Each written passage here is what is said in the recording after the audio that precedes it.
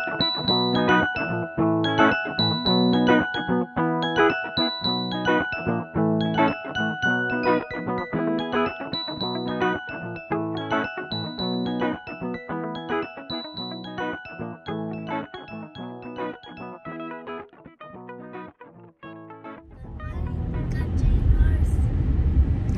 ka-dreamers! So, welcome sa ating daily vlog. Wow! Joke lang. Hindi mo siya daily vlog. Mga times lang na may isipang mag-vlog. At ngayon pupunta tayo sa isang apartment tour dito sa East Side.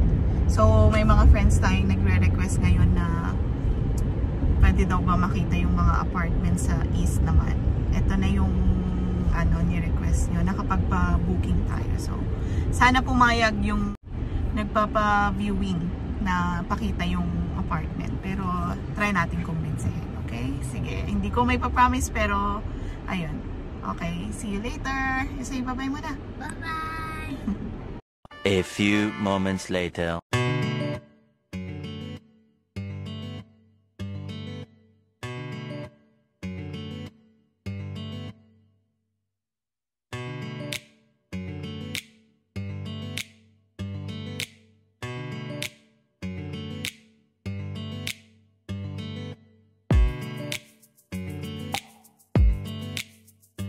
So guys, malapit na tayo sa ating destination. 4 minutes na lang. Pasensya na po sa aming windshield. Medyo nagta-travel siya sa outside Regina, kaya ganyan yung windshield natin. So ito yung East Side.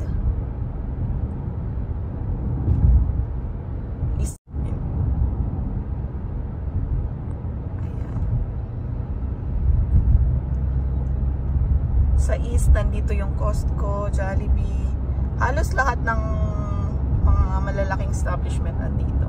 Andito rin yung isang Rona. Kaya, ewan ko lang din kung saan ba yung, may nagtatanong kung saan ba mas maraming trabaho, sa East ba, or sa North, or sa South. Depende rin kasi yan kahit gaano kadami yung establishment, kung wala rin namang hiring. So, hindi ko rin masasabing nasa East. Hindi rin sa South or sa tsambahan lang talaga kung saan mag-open. Kaya yung mga iba nag-work sa East End pero nakatira sa South. Kaya ko, nakatira ako sa North pero sa South ako nag-work. Si Daryl sa dulo na ng East yon, outside Regina na. Kaya kahit saan ka ma-locate or saan man yung work mo, pwede pa rin naman. Parang ideal pa din siya. Pero pag may sasakyan, pag winter, medyo mahirap dahil yung bus natin dito is hindi ganun kadami katulad ng bus sa mga ibang provinces. Kaya yun lang po yung struggle dito sa Regina. Pero so far so good naman. Madami na ring tao. Ito yung mga bahay dito, ganito kalalaki. Tahimik yung community dito sa East. Andito yung iba naming friends. Dito na sila nakabili ng bahay nila. So, dito ko rin minsan iniiwan si Ellen Kaden. Nakikisuyo sa kanila. Thank you, Ice! Natin yung mga bahay dito, di ba? Ang gaganda. Parang sa dulo lang din ng Harbor, hindi Harbor Landing eh. Same as Harbor Landing. Pero yung sa atin, dun sa, Hoxton? Hoxton. Mga ganon din, tipo. Ayan.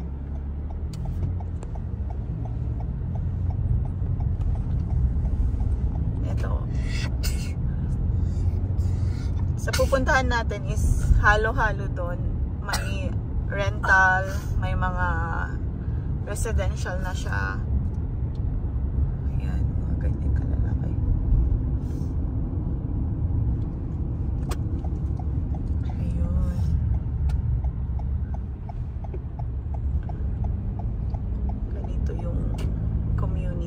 Guys, mga bagong tayo pa yung iba, lalo na dun sa dulo. Talagang madaming construction ang nagaganap dito sa site na to. Parang mga kabutil lang na biglang tumutubo. Ayun yung description dito kasi nga sobrang dami at bilis nilang magtayo ng mga bahay.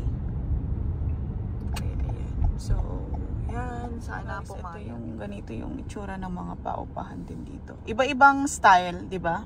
Kasi last time dun sa Chuka, iba rin. So, eto rin. Ganito yung idea niyo sa labas niya.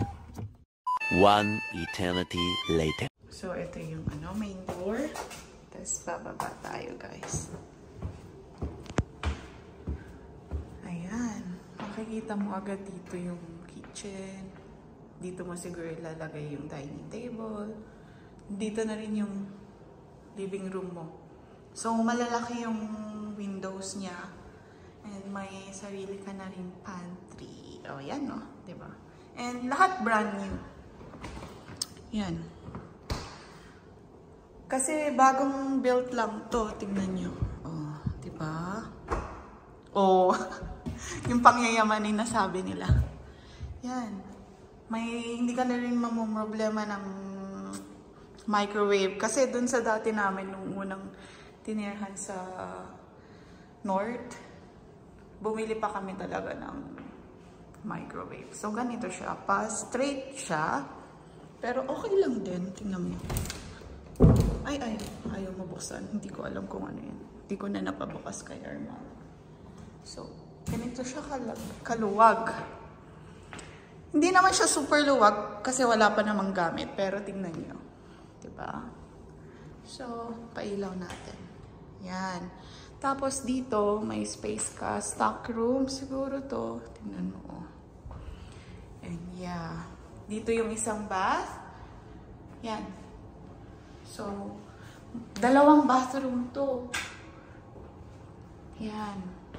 So, pwede na siya, di ba? Kung 2 kayong renta, may ka. Ang hirap lang buksan kasi kailangan malakas. Ito yung nila. Dito yung furnace. Wait lang. Yan. Sorry naman po. Samsung. Baka naman. Ito, bagong-bago. Ikaw ang unang gagamit nito. Diba?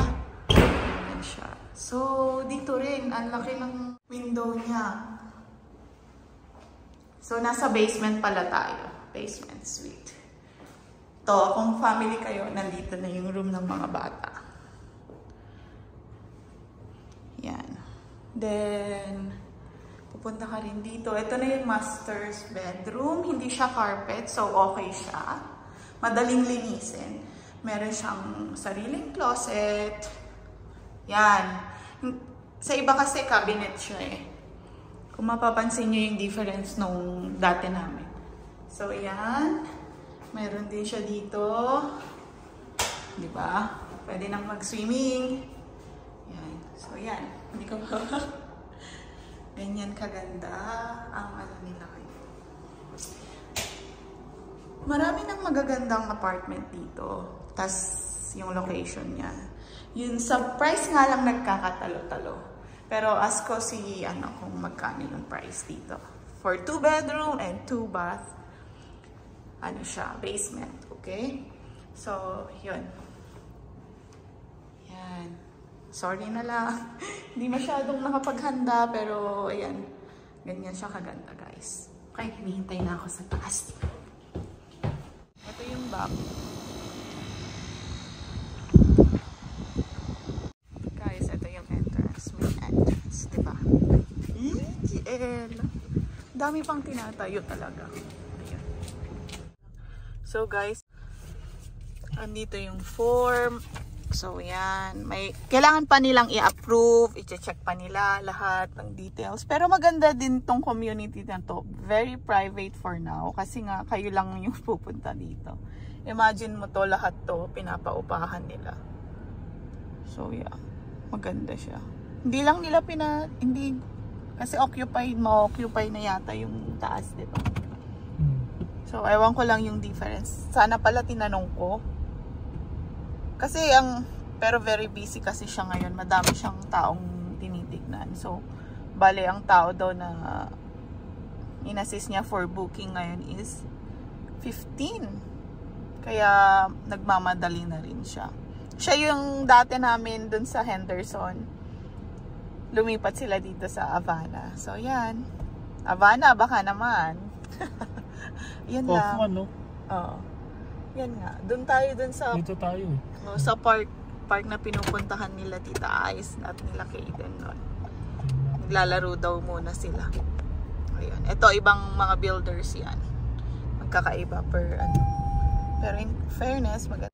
So yeah, ito yung place na pagkalabas. Madami talaga silang binibuild. Yan o. Grabe. Malapit rin to sa Costco. Ilang minutes from Costco? 8 minutes. Tapos dun sa work ni Daryl, 15 minutes na lang. So yeah, para sa inyo to, kung mga nagbabalak dito sa East, maganda na. So, pwede nyo tong i-consider na location. Look at it, no? It's a truck, oh. Grabe yung gusto ko yung window nila kasi maliwanag, no? Doon sila as.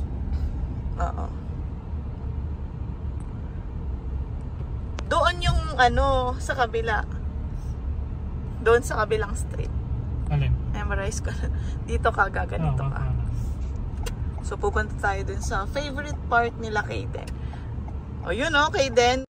Kung matatandaan nyo, dito ako noon nag-vlog nung isang apartment.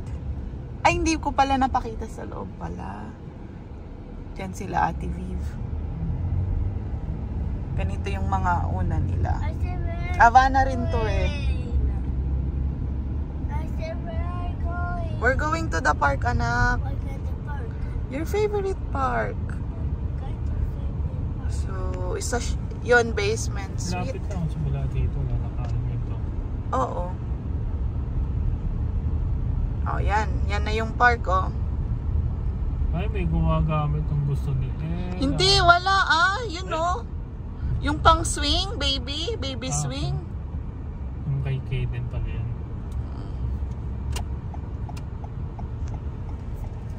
Ang dami, diba? Kakalo. Ay, si Ella, excited.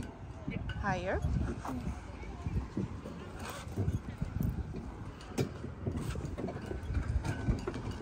Ay, Ella! Ella! Smile! Masisipa naman ako doon. Ang lakas, ah!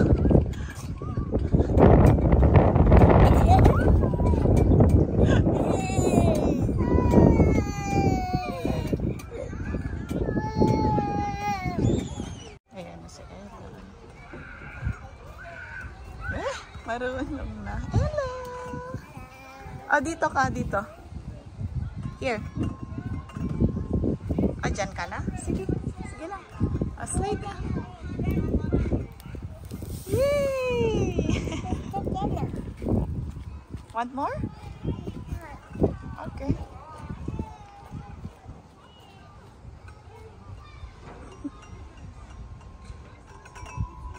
Be careful,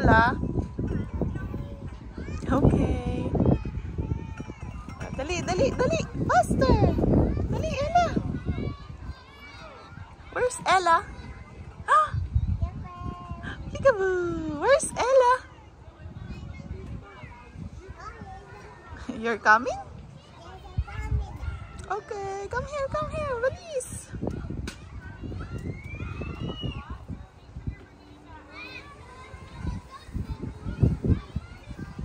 Sa kabila. Okay. Nilinisan mo lang eh. Woo!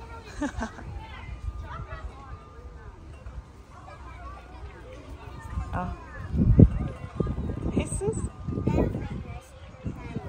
Done? Okay. Well, we're going home na. No?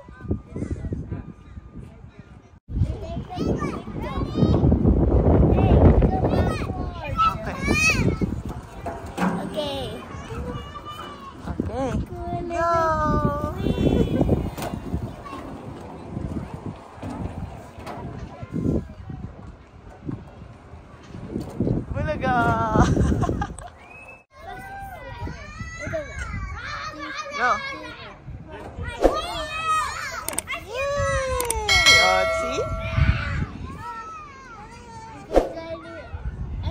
try it again next time. Next time na.